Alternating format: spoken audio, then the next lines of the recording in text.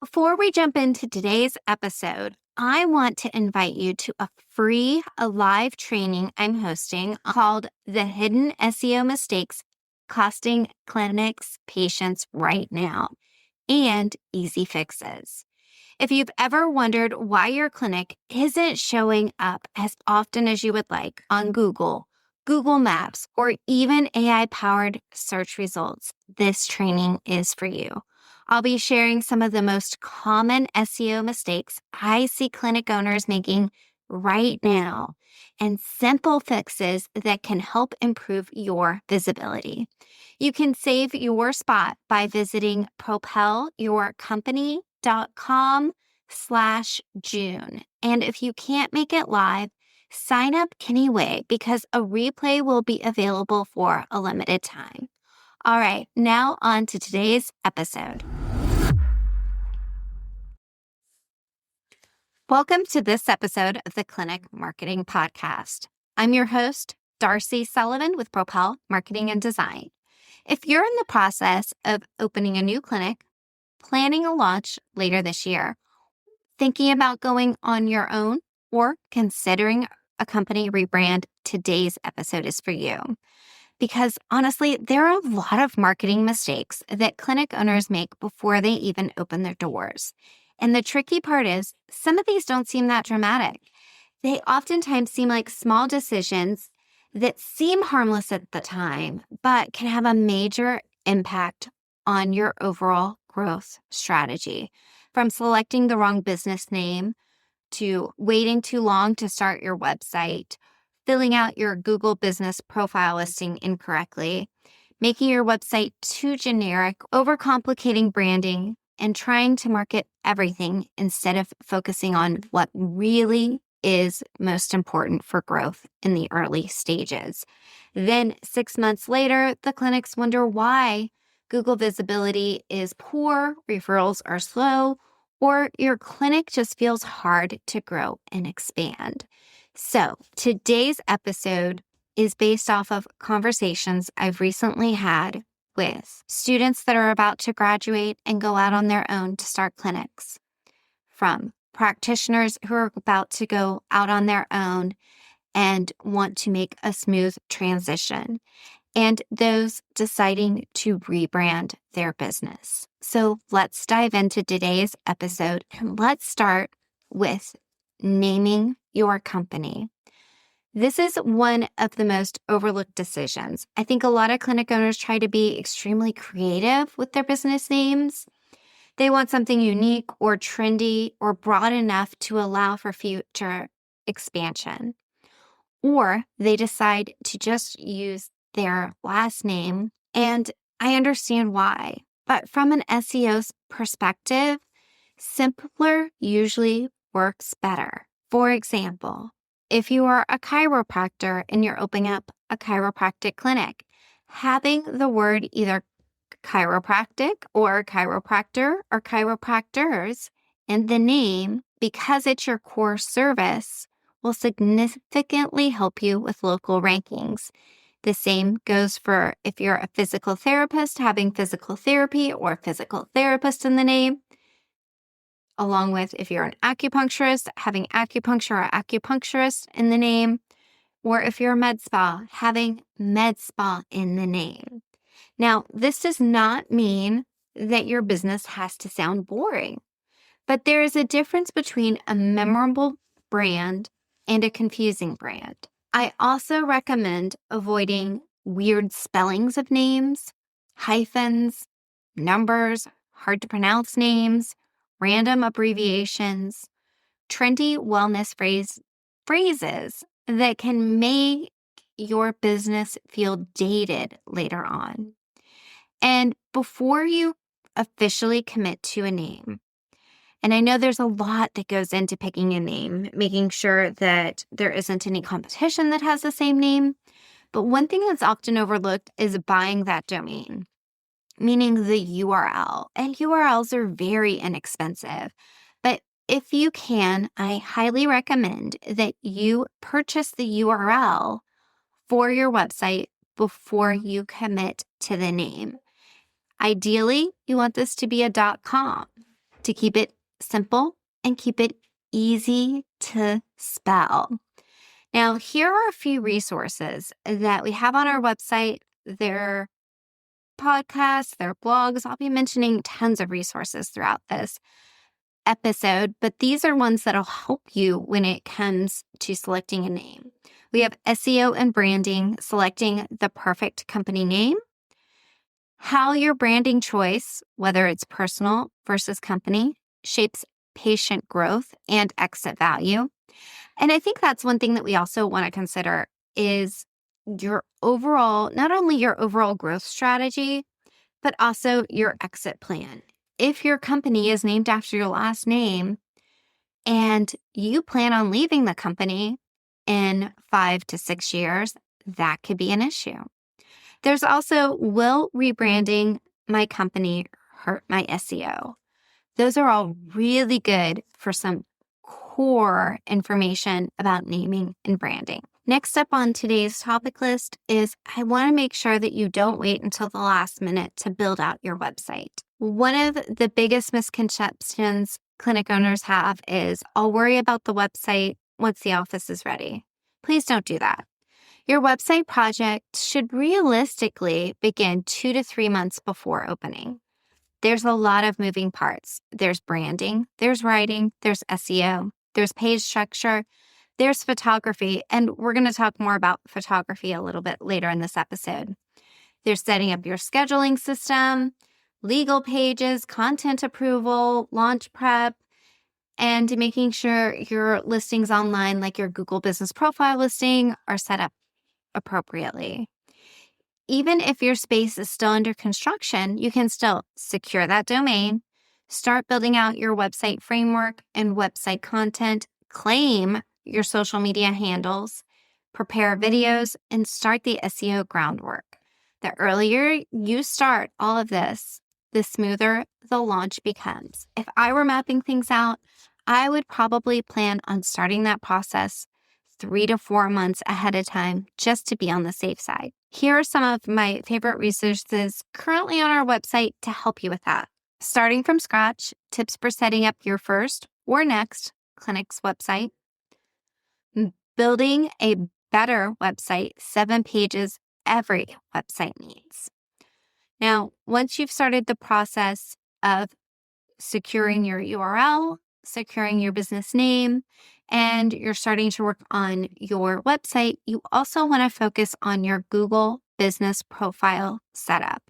This matters more than most people realize. Now, you cannot move forward with your Google Business Profile setup until you have a physical address. So keep that in mind. Your Google Business Profile is not something to deal with later. For many clinics, Google Maps becomes one of the biggest traffic sources. And honestly, I see a lot of clinic owners accidentally creating problems before they've even opened by moving into a suite with an old business address still attached to that location, using inconsistent naming, failing their verification process, launching without signage, or setting up duplicate listings. One thing I strongly recommend before signing your lease, search the address and suite number to see if anybody else or any other businesses are still associated with that address. If they are, click Recommend Suggested Change. You can do this whether it is a Google listing or other listings. You want to go ahead and start to clear out that incorrect information that showcases a brand or a company that's no longer in that location. That will make it easier for you. Now, there's tons of resources on our website when it comes to your Google Business Profile listing. We have a lot of blog articles about it, but also there's a free ultimate guide, your Google Business Profile Ultimate Guide. I'll include that in the show notes, along with local listing bundle. That's another one that you can sign up for that walks you through all the core listings you want to make sure that you have when you're setting up your online listings. Now, another issue that I see with clinics that are about to open is they try to market everything at once. And this is a major mistake, especially if you're a startup. And all of a sudden, a clinic website says that they focus on family care and athletes and pregnancies and this and that and all these things. But you want to ask yourself, what do you want to be known for? So, in most cases, there's probably 1, 2, 3 services or modalities that you want to focus on, especially if you're just getting started. You can always expand later, but at the beginning, clarity wins. So some of the strongest startup strategies are to focus on your one location, your one target audience, and we've got a great downloadable that I'll also include that'll help you map out your target audience if you haven't done that already. And that's a buyer persona exercise. Now, if you haven't already watched the free training that we have on our website, I would highly, highly recommend that you visit propelyourcompany.com. And at the top of the banner, there's usually either the on-demand webinar that we usually have that rotates around whatever is currently happening in the world of SEO that gets updated regularly, or if we're having a live webinar, you'll be able to find that as well. But we try to make sure that the topics are geared towards clinic owners that have been in business for a while and those that are just getting started. Now, once you've clearly identified your target messaging and you're ready to put together your website, your social media profiles, and everything like that, you're going to need photos. And stock photography, it's okay in some places, but real photos will almost always outperform generic ones long term. And if you're investing in a photo shoot, which I hope you plan on doing, there's a couple things that I want to mention now, but there's also 2 resources on our website: how to plan a picture perfect photo shoot, and then a downloadable of a detailed clinic photo shoot list. Again, whether you're planning your first website, your next website, planning for social media, those references are really great, those resources. Now, if you are investing in a photo shoot, again, you want to plan it intentionally. And a few simple things can make a huge difference. And that includes having yourself and whoever you are interacting with, maybe that is staged as being a patient, that they're dressed in neutral clothing, that you have clean backgrounds, that you've decluttered the treatment rooms. I can't tell you how many times we see photos and there's water bottles or random things sitting out, that you take photos in both landscape and portrait versions, and that there's extra room for cropping in. And honestly, some of the best clinic content now is just simply authentic. Patients want to see the actual space, the doctors, the movements, the rehab, the real interactions, and the real personalities. Nothing overly staged, but again, photos that truly represent your brand. Now, one question that I get all the time is, what kind of video should I shoot? What about video? Should I do video right away? And video is helpful, but don't overdo it, especially if you're just getting started. You've already got such a long list of things to tackle, and I love video for clinics, but I think some clinic owners misunderstand how to use it. You don't need a giant autoplay video everywhere. You don't need cinematic productions. You don't need expensive equipment. Most clinics would benefit more from a simple educational YouTube video, exercise demos, frequently asked questions videos, behind the scenes clips, and conditions explained. And then you can turn those videos into blog posts, FAQ content, email content, and social clips. One video can become multiple pieces of content, and that's where real value comes from. Now, one thing that I think people forget to ask is, how easy is it for somebody to become a patient? we want to make sure that we reduce the friction of booking, because having booking friction kills conversions. If someone has to call during business hours, leave a voicemail, wait 2 days, or fill out a complicated form, and then you have to get back to them, you will lose people. So your scheduling system matters. Your contact page matters. Your book now page matters. Your calls to action matter.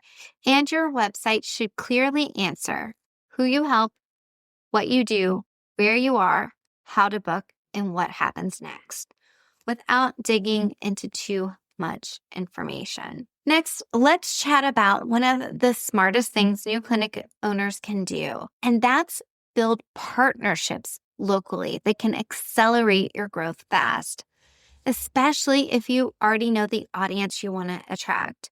This means, for example, let's say you're a chiropractic clinic, that you could partner with golf facilities, gyms, running clubs, CrossFit gyms, youth sports organizations, yoga studios, fitness coaches, or other community events. Partnerships help both online and offline. Offline because they drive referrals, online because links, mentioned, and shared content helps build local authority signals for Google. Even small sponsorships can help.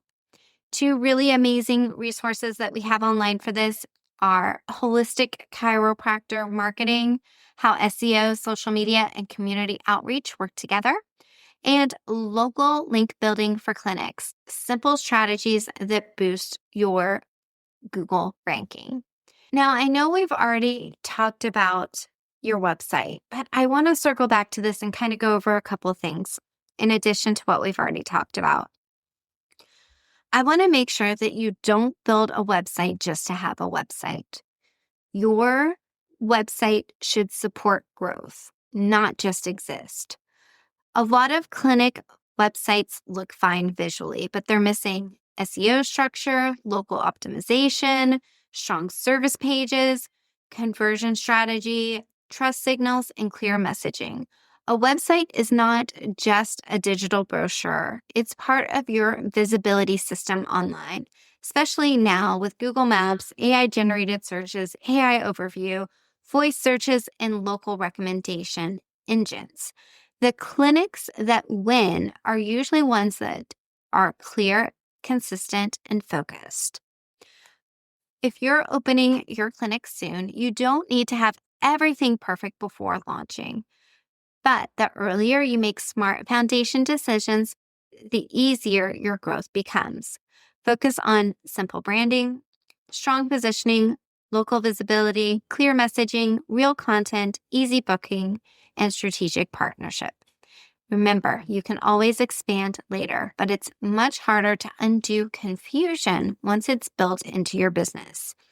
If you want help building or optimizing your clinic's website, improving your local SEO, or setting up your online visibility strategy before opening day, head on over to propelyourcompany.com and you can book a discovery call. And if you know another clinic owner getting ready to launch, please send this episode their way. Thanks so much for listening today.